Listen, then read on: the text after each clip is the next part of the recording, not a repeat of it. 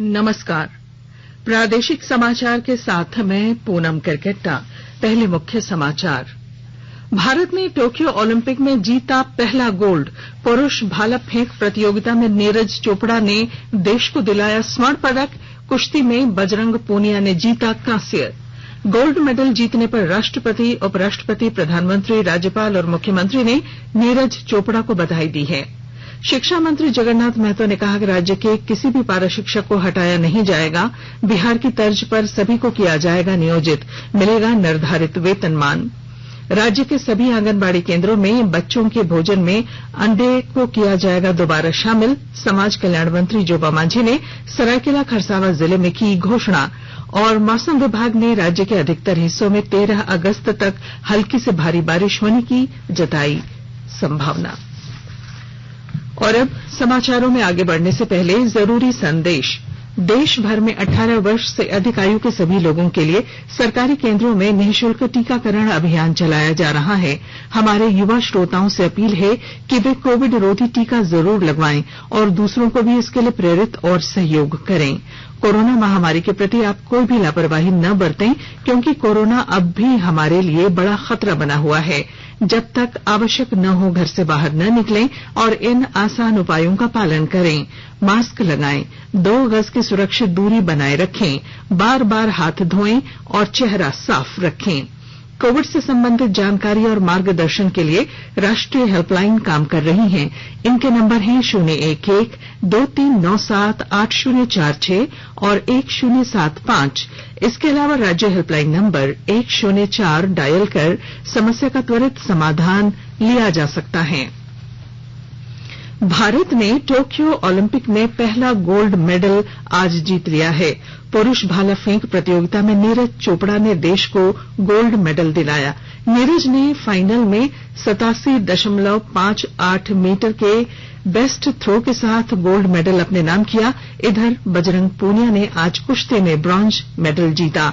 उन्होंने तीसरे स्थान के लिए आज हुए मुकाबले में कजाकिस्तान के खिलाड़ी को 8-0 से हरा दिया। इसके साथ ही भारत के हिस्से में 7 ओलंपिक मेडल आ चुके हैं। नीरज और पूनिया की जीत पर राष्ट्रपति, उपराष्ट्रपति, प्रधानमंत्री, लोकसभा अध्यक्ष, खेल मंत्री, झारखंड के राज्यपाल और मुख्यमंत्री हेमंत सोरेन ने खुशी जताते हुए उन्हें बधाई दी है। प्रधानमंत्री ने नीरज चोपड़ा और बजरंग पूनिया से फोन पर बात की। उन्होंने कहा कि दोनों खिलाड़ियों ने आज नया इतिहास लिख डाला है। देशवासियों की उम्मीदों को पूरा करते हुए भारत को उन्होंने गौरवान्वित किया है।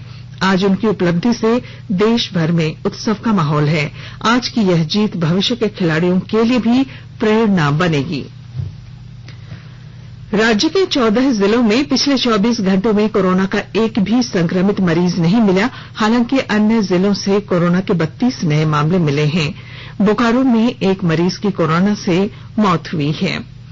इस दौरान पूरे प्रदेश में कोरोना से 28 लोग स्वस्थ हुए हैं। स्वास्थ्य विभाग के अनुसार रांची से 7, धनबाद से 6, पूर्वी सिंहभूम से 5 और कोडरमा से 4 नए कोरोना मरीज मिले। वहीं देवघर, हजारीबाग, खूंटी और लातेहार से 2-2 नए मरीजों की पहचान हुई। इसी तरह जामताड़ा और पश्चिमी सिंहभूम से भी 1-1 नया मरीज मिला। इधर राजधानी रांची में पिछले 24 घंटों में कोरोना के 7 नए मरीज मिले हैं। जिले में कुल सक्रिय मरीजों की संख्या अभी 57 है। राहत की बात यह है कि रांची स्थित रिम्स अस्पताल में पोस्ट कोविड के मरीजों की संख्या लगातार घट रही है। कल तक रिम्स में पोस्ट कोविड के 29 मरीज भर्ती थे। आज ये संख्या घटकर 26 हो गई है। सरकार ने जॉनसन एंड जॉनसन की कोविड की एक ही खुराक वाली वैक्सीन को देश में आपातकालीन उपयोग के लिए मंजूरी दे दी है। केंद्रीय स्वास्थ्य मंत्री मनसुख मंडाविया ने ट्वीट कर ये जानकारी दी। उन्होंने अपने ट्वीट संदेश में कहा कि अब भारत के पास आपातकालीन उपयोग के लिए 5 अधिकृत वैक्सीन हो गए हैं। केंद्र सरकार कोविड महामारी के दौरान लोगों की सुविधा के लिए बनाई गई राष्ट्रीय स्तर की हेल्पलाइन नंबर के बारे में लोगों को जागरूक कर रही है। विभिन्न हेल्पलाइन नंबर हैं। कोविड संबंधी सवालों के जवाब देने के लिए स्वास्थ्य और परिवार कल्याण मंत्रालय की हेल्पलाइन 1075, राज्य हेल्पलाइन 104, महिला और बाल विकास मंत्रालय की चाइल्ड हेल्पलाइन 1098, वरिष्ठ नागरिकों के लिए हेल्पलाइन 14567, मनोवैज्ञानिक सहायता के लिए निमहांस का नंबर है 080461100007। आयुष कोविड परामर्श हेल्पलाइन है 14443 और MyGov WhatsApp help desk number है 9013151515। शिक्षा मंत्री जगन्नाथ महतो ने कहा है कि राज्य के किसी भी पारा शिक्षक को हटाया नहीं जाएगा। पड़ोसी राज्य बिहार की तर्ज पर वे सभी यहां से नियोजित होंगे। शिक्षा मंत्री आज पारा शिक्षकों के एक प्रतिनिधिमंडल के साथ बैठक के दौरान बोल रहे थे। उन्होंने कहा कि पारा शिक्षकों को निर्धारित वेतनमान मिलेगा, वहीं पारा शिक्षकों का परीक्षा के आधार पर आकलन किया जाएगा, जिसके बाद ही उनका स्थायीकरण होगा। पारा शिक्षकों को आकलन परीक्षा उत्तीर्ण होने के लिए 3 अवसर दिए जाएंगे। मंत्री ने कहा कि इस संबंध में विभाग के अधिकारियों के साथ बैठक की जाएगी, साथ ही बिहार से नियमावली मंगाकर उसका अध्ययन भी किया जाएगा। वर्तमान में राज्य में लगभग 65,000 पारा शिक्षक कार्यरत हैं। राज्य के ग्रामीण विकास मंत्री आलमगीर आलम ने कहा है कि राज्य सरकार महिलाओं को आत्मनिर्भर बनाने की दिशा में लगातार काम कर रही है। उन्होंने कहा कि समूह से जुड़ी महिलाओं को स्वावलंबी बनाने के लिए आर्थिक सहायता दी जा रही है। मंत्री आज पाकुड़ जिले में परिसंपत्ति वितरण कार्यक्रम को संबोधित कर रहे थे। इस अवसर पर उन्होंने कहा कि राज्य सरकार कृषि के साथ साथ पशुपालन और मत्स्य को भी बढ़ावा देने का प्रयास कर रही है। उन्होंने कहा कि पाकुड़ जिले के 3,66,360 लोगों को धोती साड़ी योजना से लाभान्वित किया जाएगा। कार्यक्रम में लाभुकों के बीच कृषि यंत्र सहित 20 करोड़ रुपए की परिसंपत्तियों के अलावा वन पट्टे और धोती साड़ी का वितरण किया गया। धनबाद के जिला एवं सत्र न्यायाधीश उत्तम आनंद की संदिग्ध मौत के मामले की जांच करने के लिए सीबीआई की एक टीम ने आज घटनास्थल का जायजा लिया। अत्याधुनिक मशीनों की मदद से सीबीआई की टीम ने घटनास्थल पर विभिन्न पहलुओं की सघन जांच की। इस दौरान चारों ओर से घेराबंदी कर दी गई और सड़क के आसपास आवागमन पर प्रतिबंध लगा दिया गया था। धनबाद में कल 12वीं की छात्राओं पर हुए लाठीचार्ज के विरोध में आज बुलाए गए बंद का मिला जुला असर देखा गया। बड़ी संख्या में बंद समर्थकों ने शहर के विभिन्न हिस्सों में विरोध प्रदर्शन किया। अखिल भारतीय विद्यार्थी परिषद और भाजपा के कार्यकर्ताओं ने पोस्टर, बैनर और तख्तियां लेकर जिला प्रशासन के खिलाफ नारे लगाए। प्रदर्शन के दौरान सड़कों पर जाम की स्थिति रही। इन्हें नियंत्रित करने के लिए पुलिस ने हल्का बल प्रयोग भी किया। आकाशवाणी के ताजा तरीन समाचारों के लिए आप हमारी वेबसाइट newsonair.com पर लॉग ऑन कर सकते हैं। ताजा समाचार Twitter handle @AIR news alerts और Facebook page all India radio news पर भी उपलब्ध है। आप प्रादेशिक समाचार एकांश के ट्विटर हैंडल @AIR News_Ranchi और फेसबुक, इंस्टाग्राम पेज तथा YouTube channel AIR News Ranchi पर भी हमारे बुलेटिन सुन सकते हैं। प्रादेशिक समाचार आप आकाशवाणी रांची से सुन रहे हैं और अब पेश हैं कोरोना से बचाव के कुछ संदेश।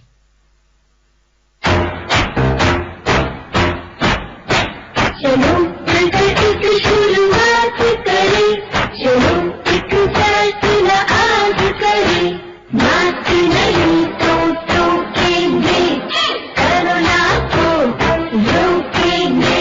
चलो एक वादा करते हैं, चलो एक वादा करते हैं, मास्क नहीं तो टोकेंगे, कोरोना को रोकेंगे। भारत सरकार द्वारा जनहित में जारी। कोविड-19 से बचाव और सुरक्षित रहने के 3 उपाय। मास्क लगाएं, 2 गज दूरी है जरूरी, सुरक्षित दूरी रखें, हाथ और मुंह साफ रखें। प्रादेशिक समाचार में आपका फिर स्वागत है। समाज कल्याण मंत्री जोबा मांझी ने कहा है कि राज्य के आंगनबाड़ी केंद्रों में बच्चों के भोजन में अंडे को दोबारा शामिल किया जाएगा। इससे कुपोषित बच्चों को काफी लाभ होगा। मंत्री आज सरायकेला खरसावां जिले के टांगरानी गांव में विभाग की ओर से आयोजित विश्व स्तनपान सप्ताह के समापन समारोह को संबोधित कर रही थी। इस अवसर पर उन्होंने कहा कि राज्य के कोल्हान और संथाल परगना प्रमंडल में सबसे अधिक कुपोषित बच्चे हैं। हालांकि पूरे राज्य में कुपोषित बच्चों की संख्या 55,000 के करीब है। इन्हें कुपोषण मुक्त करने के लिए विभाग लगातार अभियान चला रहा है। कार्यक्रम में विभाग के निदेशक ए दोड्डे और जिले के उपायुक्त अरवा राजकमल भी मौजूद थे। राज्य के सबसे बड़े सरकारी अस्पताल रिम्स में आउटसोर्सिंग के तहत कार्यरत नर्सों और अन्य पारा मेडिकल कर्मियों ने मुख्यमंत्री आवास को घेरने की कोशिश की। हालांकि बड़ी संख्या में सुरक्षा बलों ने इन्हें मोरहाबादी मैदान के पास ही रोक लिया। ये सभी कर्मी अनुबंध समाप्ति के बाद नौकरी से हटाए जाने के कारण लगातार प्रदर्शन कर रहे हैं। इन सभी को कोरोना महामारी से निपटने के लिए विशेष तौर पर नियुक्त किया गया था। इनकी संख्या करीब 749 है, जिसमें staff nurse, multipurpose workers, anaesthesia technician, lab technician, sweeper और सिक्योरिटी गार्ड शामिल हैं। झारखंड एकेडमिक काउंसिल जैक ने मैट्रिक और इंटरमीडिएट में असफल विद्यार्थियों के लिए पूरक परीक्षा आयोजित करने का निर्णय लिया है। इस परीक्षा में शामिल होने वाले विद्यार्थी 16 अगस्त तक ऑनलाइन पंजीकरण कर सकते हैं। जैक ने पिछले दिनों मैट्रिक और इंटर के रिजल्ट प्रकाशित किए थे, जिसके बाद रिजल्ट में गड़बड़ी के आरोप लगाकर असफल विद्यार्थियों का समूह राज्य भर में विरोध प्रदर्शन कर रहा था। हालांकि जैक के अध्यक्ष अरविंद प्रसाद सिंह ने विद्यार्थियों के विरोध को अनुचित बताया है और रिजल्ट में गड़बड़ी की बात को खारिज कर दिया है।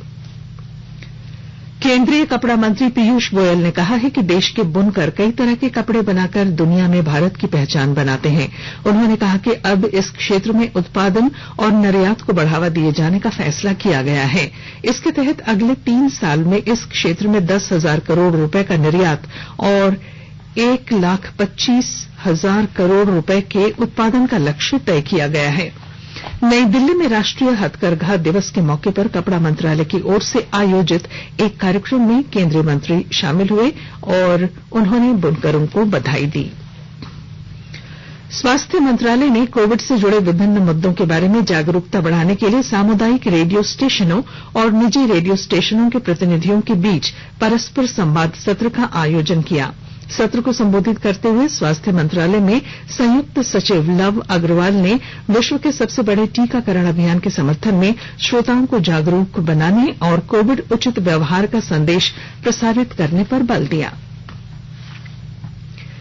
मेदिनीनगर जिला व्यवहार न्यायालय ने मध्याह्न भोजन योजना की राशि में गबन के एक मामले में माता समिति के अध्यक्ष और संयोजिका को आज 3-3 वर्ष की कारावास की सजा सुनाई। इसके अलावा उन पर 20,000 रुपए का अर्थदंड भी लगाया है।